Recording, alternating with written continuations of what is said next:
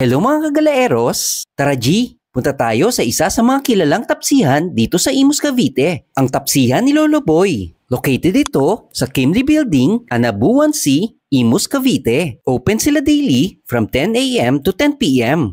Maaliwalas at malinis ang lugar, kaya maiengganyo kayong kumain. Ang unique din ng idea na halos lahat ng sinaserve nila ay nasa kawali at sa mismong kawali ka din kakain. Siyempre, hindi namin palalagpasin na hindi matikman ang mga silog meals nila. Umorder kami ng spicy top silog combo, chick silog, at yung bestseller nilang crispy pork kare-kare. Yung spicy tapsilog combo, may tapa, sinangag, itlog, at chicharon bulaklak. Malasa yung beef tapa, balanse ang tamis at anghang. Hindi ito yung typical na lasa at texture ng tapa na medyo dry. Maganda ang pagkakaluto ng itlog at masarap yung sinangag rice nila. Ang crispy ng chicharon bulaklak, kaya mas nag-level up pa yung tapsilog dahil sa halo-halong texture at lasa habang kinakain. Yung chick silog, crispy yung chicken, hindi ginamitan ng breading, hindi din maalat, kaso hindi na juicy. Sakto lang ang lasa para sa akin. Yung crispy pork kare-kare, malutong yung pork. Madaming gulay. Yung kare-kare sauce, malapot. Medyo malalasahan mo yung mani. Pero para sa akin, masasarap palalo kung dadagdagan pa yung pagka-nutty taste ng sauce. Masarap yung bagoong nila. Bagay na bagay sa kare-kare. Not bad to for its price kasi ang dami ng serving. Only sinangag rice pala sila dito. At may libre ding soup. Masarap din yung lasa ng house blend iced tea nila. Recommended. Marami pa silang ino-offer ng mga pagkain. At para sa complete menu, i-post nyo na lang yung video. May iba pa silang branches. I-check nyo na lang yung page nila for more details. Overall, considering yung lasa, presyo, at ambience ng lugar, for sure, babalik pa rin ako dito.